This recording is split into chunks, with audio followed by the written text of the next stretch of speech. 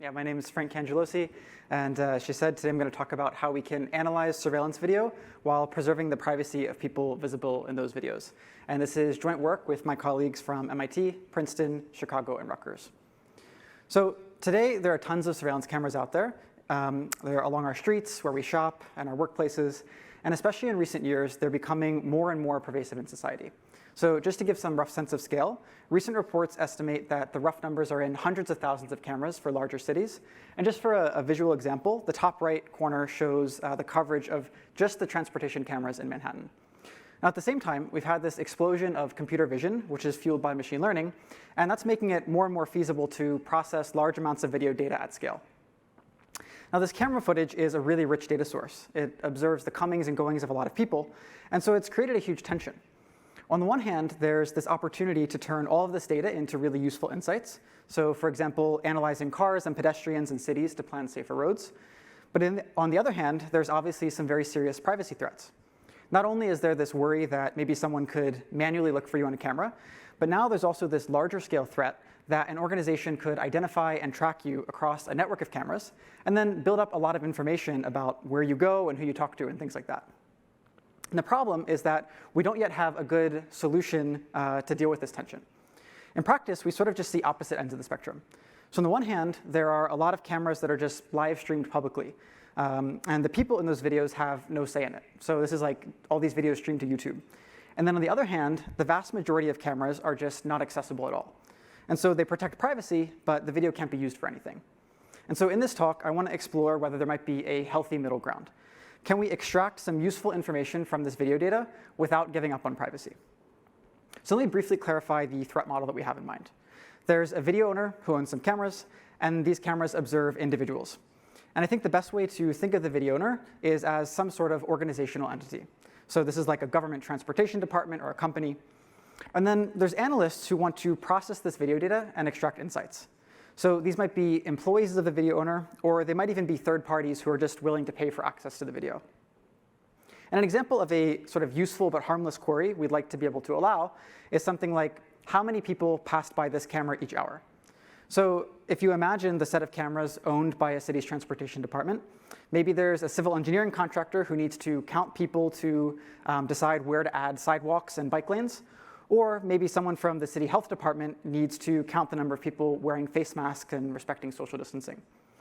So the video owner wants to share this video with many different parties, but their privacy concern is that any of these analysts might use it to track people and build up information about them.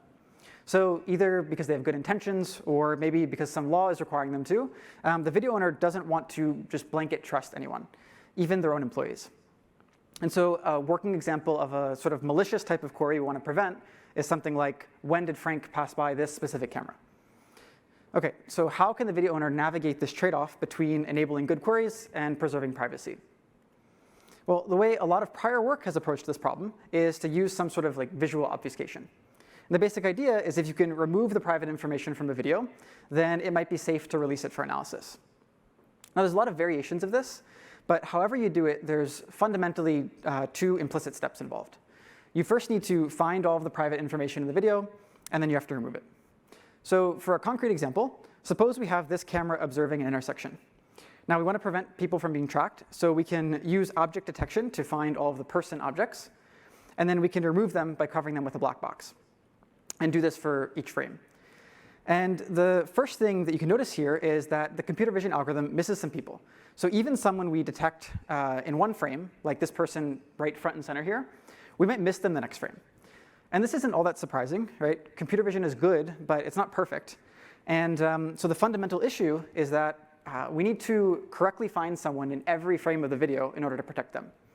If we miss them, they're exposed, and that means that they can be tracked. And so we can't really provide any guarantee about who we're able to protect or not. And then if we think about utility, again, suppose we want to count the number of people wearing masks, or maybe the set of people who went between two different cameras. Well, since we've preemptively removed all of this information, we've then prevented all of these useful queries, even though they don't require identifying any particular person. So the point is that this approach isn't good for either privacy or utility in practice. Now, if we look to other communities, it's well known that this sort of approach is insufficient. So for example, in like database communities, there's these classic examples of releasing anonymized data sets, and then people have been able to recover individual records from those data sets. And so the solution that arose back in the early 2000s was this concept of differential privacy. And differential privacy proposes that rather than trying to release a safe copy of a data set, we should keep the database protected, and then instead just expose an interface to it. In particular, they propose that this interface only allows computing aggregates or statistics over the data set, rather than being able to pull out individual records. The appeal of differential privacy is that it provides a sort of mathematical formalism. So there's a guarantee about what it does and doesn't protect. And it's been really well studied in academia, and it's also starting to finally get deployed in the real world as well. So for example, the US Census Bureau started using it a few years ago, and some big tech companies are using it as well. But it's really hard to apply this concept to the domain of video analytics. And to understand why, I'm going to first explain what it is in a little bit more detail. Now, to motivate the idea, I'm going to start with a simple example. So suppose my bank has a data set of user balances, where each row just has a user and their balance. And then suppose someone wants to know what is the mean of these balances. Now, on the surface, releasing the mean seems OK. But if you consider the worst case, where someone knows everyone else's balance in the bank except for mine, then they could easily use the mean to work out my balance. And so the point is that just releasing aggregates is not enough to protect privacy. So DP takes this conservative stance, and it says that regardless of what prior information an analyst might have, any result we release shouldn't allow the analyst to clearly identify someone. And then to do this, DP says we can take a standard deterministic algorithm like the mean, and then just add a little bit of random noise to the result. Now, the key to applying differential privacy is figuring out how much noise to add. You want to add as little as possible, so just enough to thwart a malicious analyst who wants to identify a particular person, but then not so much that you harm the utility of a good query. And so typically, what we do is figure out how much any one person could contribute to the result that we're calculating, and then add noise proportional to that. And that way, an analyst who's just observing the result can't work backwards to figure out anyone's contribution. But that's exactly the challenge here. In classic work on differential privacy, we're dealing with these fixed algorithms like the mean, or maybe even a set of operations like SQL, where you can analytically compute a bound on how much any one person or row could impact the output. But in video analytics, the way we process videos, as I mentioned before, is using neural networks. At a minimum, you're going to have some kind of object detection algorithm, but you might also have a pipeline of different models, so things like object tracking or emotion recognition. And there's no one-size-fits model for all tasks, or even for any single task. You often want to specialize your model to different scenes or times of day. And so the way we want to view this in our threat model is that analysts should be able to provide their own arbitrary code for accomplishing whatever task they want to do. But if the analyst model is a black box, then the question is, how can we satisfy differential privacy? And so more specifically, the question is, how can we bound the amount that someone's appearance in a video could contribute to the output of some black box computation? So to motivate our approach, I want to start out with a simple observation about these videos.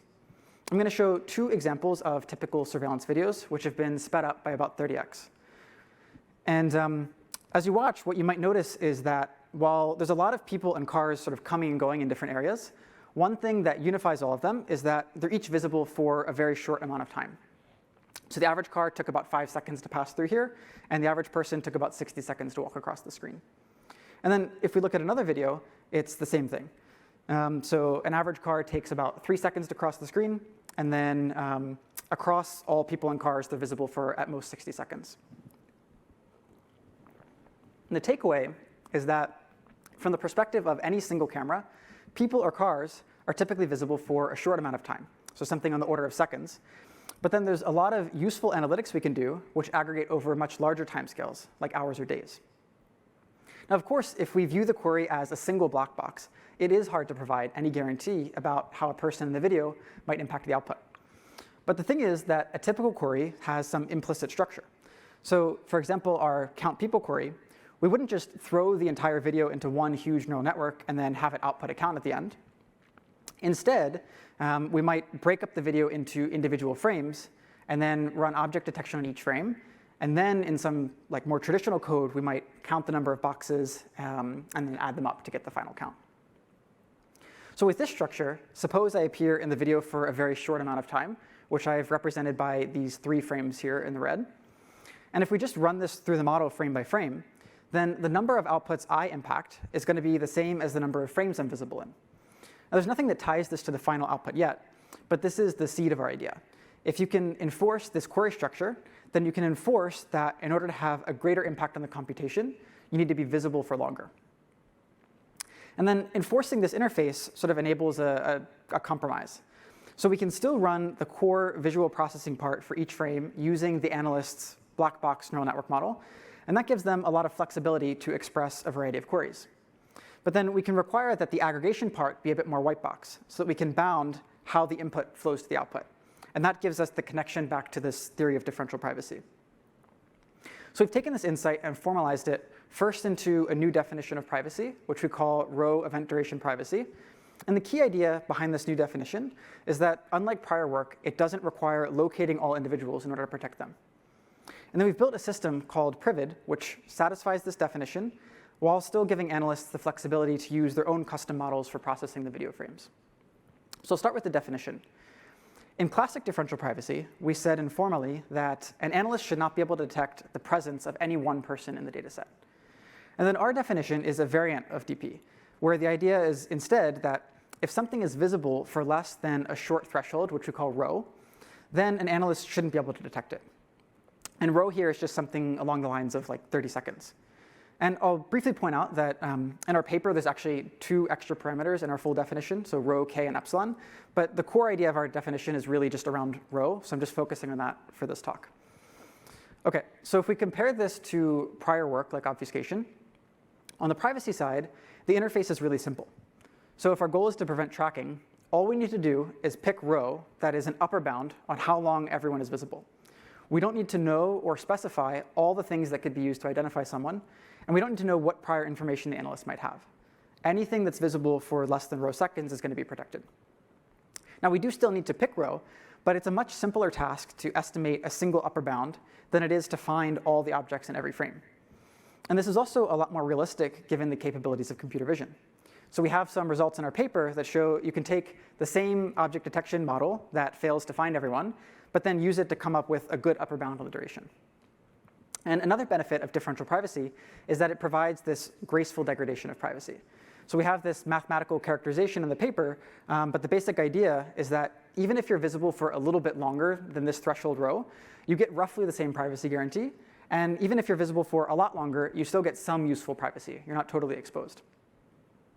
And then on the utility side, we're not actually removing anything from the video, so we can still aggregate over anything. So that includes people's faces or license plates. And so we can do things like counting masks or maybe counting the cars that travel between different cameras. And finally, differential privacy allows us to provide error bounds. So the analysts can know ahead of time what level of accuracy to expect for their query, and they can even adjust their query parameters to get the sort of desired accuracy that they want. And one thing I'll also quickly mention here is that if you are wondering about objects that might be visible for a long time, so things like parked cars that I showed in the video earlier, we do have a way to address that in the paper with this definition. So you can either check that out or ask me afterwards. OK, so now I'll describe our system, Privid, which satisfies this definition and sort of brings everything together. So first, the video owner needs to register their set of cameras with the system, and they have to pick a row for each camera. Now, they could use computer vision to analyze some past data from the camera and estimate an upper bound, or they could do it manually just by looking at the videos like we did earlier. But basically, what they're doing is they're telling the system, this is the guarantee that I want you to provide for each camera. And then Privid accepts queries from analysts, which contain statements and their custom black box neural network. And Privid executes the query, it adds some noise to the result, and then it returns it to the analyst. And it provides this guarantee back to the video owner that this response satisfies our definition of row event duration privacy. And I want to briefly point out that Privid doesn't need to vet the queries. It accepts any query, but it computes the amount of noise it needs to add based on the query statements. So a query that tries to amplify the presence of one individual is just going to get proportionally more noise. OK, so now we can talk about how the system actually satisfies this guarantee. And the key is in the query interface that it exposes. So at a high level, analysts provide arbitrary code that converts a video to a table. And this code could contain a neural network, but it could also contain any other logic as well. And then they're able to do standard SQL aggregations over these tables. Now, more specifically, this is broken down into 3 steps: split, process, and aggregate. So we first split the video into chunks, and the analyst can choose how long these are. So it could be 1 frame, or it could be like 10 seconds or something. And then we run their black box code over each chunk, and we collect the results as as rows of a table. And then finally, the select is the aggregation function. So it could be a simple statistic like the sum over column A from one camera, or it could involve something more complicated like joining tables across multiple cameras. So you might want to join the set of license plates that were observed in a camera in Seattle and another camera in Renton, and then just release the count of that intersection. And then we add 2 constraints. So first, we run the analyst-provided model inside of a constrained execution environment. And this way, if I'm visible in a given chunk, I can only impact the corresponding output rows. So this prevents the model from amplifying presence in a small number of frames to a large number of rows. And then second, the analyst needs to provide some constraints on the table schema ahead of time.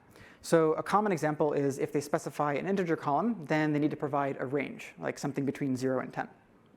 And the core principle behind this interface is that the only way for something to impact the output more is for it to be visible for longer. And so with that tie in place, we can then very easily analytically compute a bound on how a number of frames could impact the output, which is exactly what we need to apply classical differential privacy. Now, I had an example here. I don't think I have time to go through it. But yeah, I guess with that, I will conclude. And yeah, all of our source code and all of our data sets are available on GitHub. And thank you all for listening. I'm happy to answer any questions.